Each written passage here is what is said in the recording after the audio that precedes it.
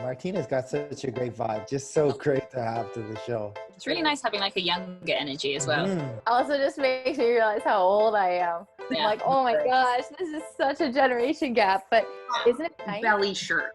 Well, you can't see it. It looks like a tank top. Be like, I'm so old, and then be that like. Fuck off.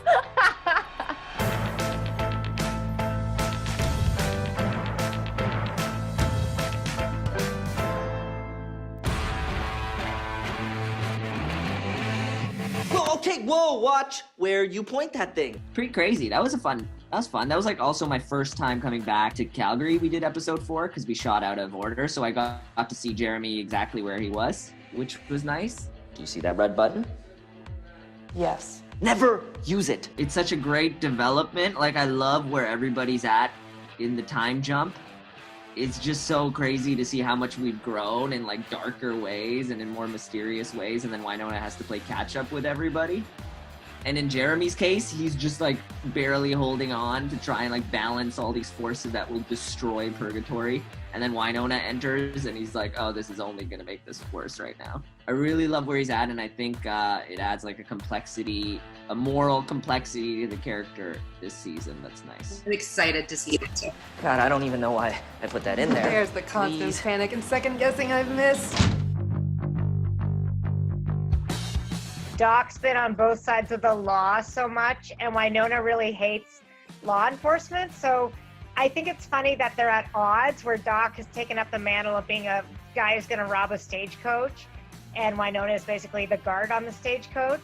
But what I thought was so amazing about the way Mel and Tim played the scene is like they're both like mad at each other, but also kind of embarrassed, like because they've both been caught, right? Kind of like working for the man, like doing something sort of like Doc's doing it for Eamon and Wynonna's a driver for Black Badge. So they're sort of embarrassed, and they take that embarrassment and put it on the other person.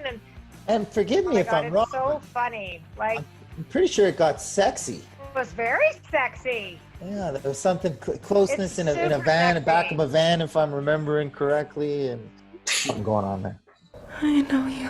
So the costume was like a latexy, plasticky bodysuit, and then they did makeup, which included like pieces of wool and like thread, and then they painted. Like it was very involved, and it took a long time to get on the poor guy, and it was freezing. And he, God bless him, was trying to power through. And for Wynonna, he had to be like the scariest. For her, it was a psychological fear she had to the Reaper, because she could feel that there was like a distant, deep knowing between the two of them. And so for her, it was kind of just constantly like max fear. It was her max fear. Which was exhausting to play, especially when we were battling the elements. I am here, my love. The problem with filmmaking, the process itself is a little bit crazy. Hello. I thought that this maybe might look cool on you. The two young actors are just lovely, Billy and Martina. It's really cool seeing them, you know, being a little younger and bringing that energy to the set. My first week of filming has been amazing. It's been so great to meet the cast and the crew, and everyone was so welcoming. And my first day on set was just incredible because I had just watched the show, and so, you know, going into the homestead and seeing all that was just incredible, and it was so exciting. It's been crazy to join this family. They're so tight-knit. I've only been here for a couple days. This is my first day shooting, but everybody is so nice. Everybody gets along so well, and I do understand why people call it a family, and it's been great so far. Right hand back a bit and just open up the camera a tiny bit. There we go. And action. Stay the hell away from her. No, don't hurt him. There's something wrong with him. What's wrong is my family. Poor guy, it's like his first day on set. We're like, okay, so we're just gonna like shove this like massive fake tooth in your mouth, like proper gross rubber thing all the way back. He's like gagging. Pulling out my tooth was super weird. It was an insanely weird experience. It's the blood that they have is so sweet, like almost sickeningly sweet.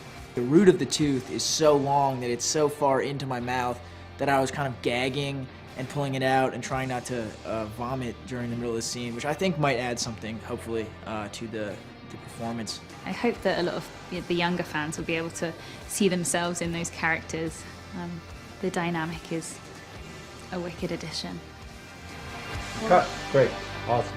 Really interesting storyline for 404 as we get to go onto the Clanton Ranch. We've got this really interesting relationship between Mam and Nicole. Some sort of sneaky deal has been done. Nicole has definitely agreed to do something she is really, really regretting, and I think sort of terrified about the ramifications of what she's kind of set in motion. It's time for you to deliver. Stay away from us. I am really loving that storyline, to get to see them go on the ranch, to meet the family, to realize that they're Clantons, to realize they're all connected. And then, of course, this cliffhanger at the end of 404 where Mam opens this jar and this weird smoke sort of envelops Nicole. I'm super intrigued to see what that is, what she did, what's gonna happen to her, and basically what she's gotten herself into. So very intrigued, especially about the end of 404, to see where we're going from there.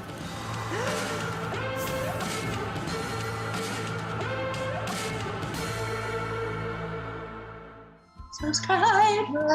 Subscribe to Wynonna Earp content.